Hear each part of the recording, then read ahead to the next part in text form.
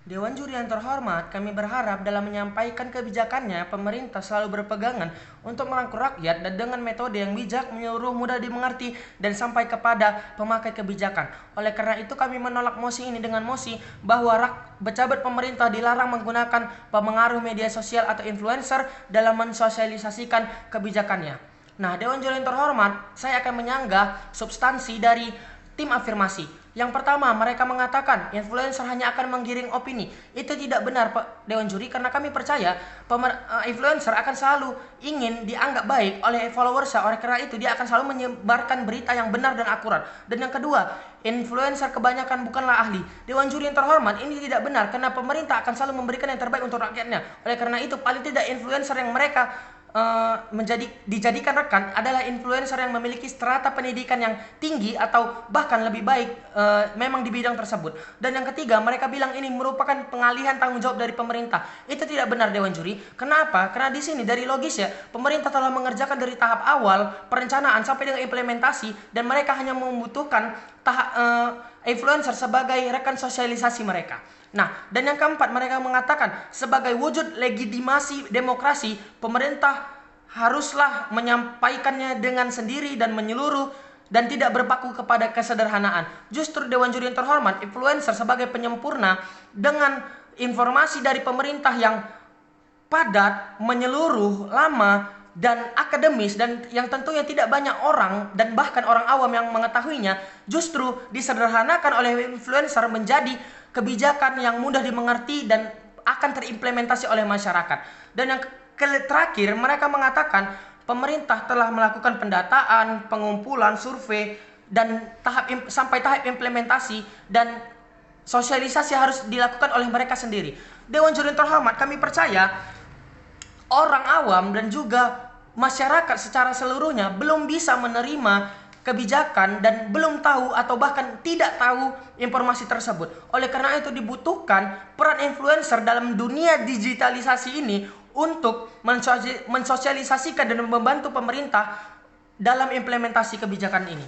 Oleh karena itu kami dengan tegas menolak mosi ini. Selanjutnya, Dewan Juri, sekarang ini dunia sudah berada pada era globalisasi dan era digitalisasi. Oleh karena itu, semua ruang lingkup informasi akan tersebar ke seluruh dunia melalui media sosial. Namun, status quo sekarang ini di mana pensosialisasian pemerintah tidak cukup. Walaupun dengan mereka sosialisasi di daerah-daerah secara luring, menggunakan berita toppers, menggunakan selebaran atau file, dan menggunakan website, bahkan menggunakan media sosial, namun masyarakat tidak banyak yang ditarik oleh ini.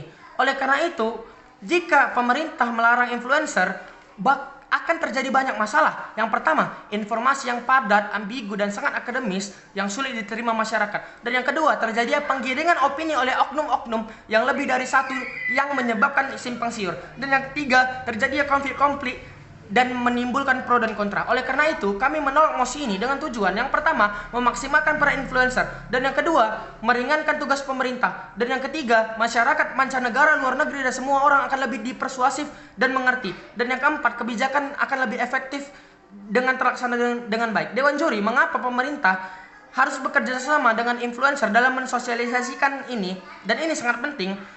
Dewan Juri, yang pertama, dalam bidang tertentu atau terdesak, ini adalah strategi yang sangat ampuh.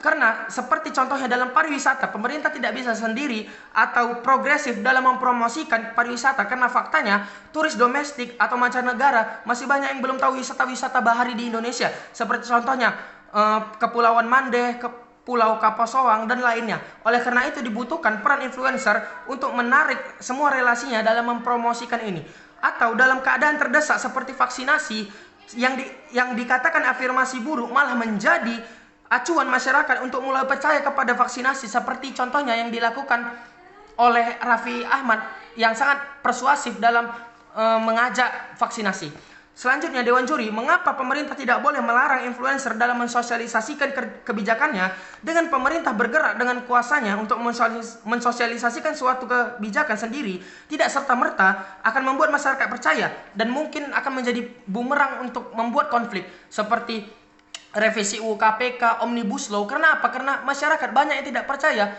karena pemerintah masih saja banyak yang korupsi dan tidak menggunakan kekuatannya untuk hal-hal yang demokrasi.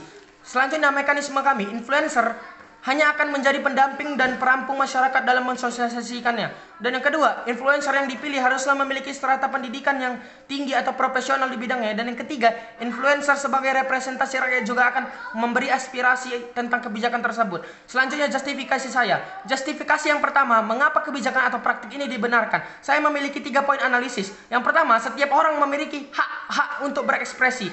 Secara prinsip, influencer harus dan layak serta berperan untuk kemajuan informasi dalam kebijakan, karena dasarnya sebagai manusia, setiap individu layak untuk memberikan aspirasinya dan mempromosikan suatu hal.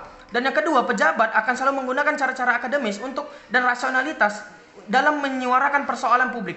Artinya pemerintah akan selalu menyampaikan persoalan publik dengan cara akademis, ilmiah, dan padat yang hanya akan diketahui orang-orang yang berpendidikan dan kebanyakan tidak akan mengetahuinya. Oleh karena itu harus ada influencer agar lebih sempurna. Dan yang ketiga, influencer adalah bagian dari demokrasi.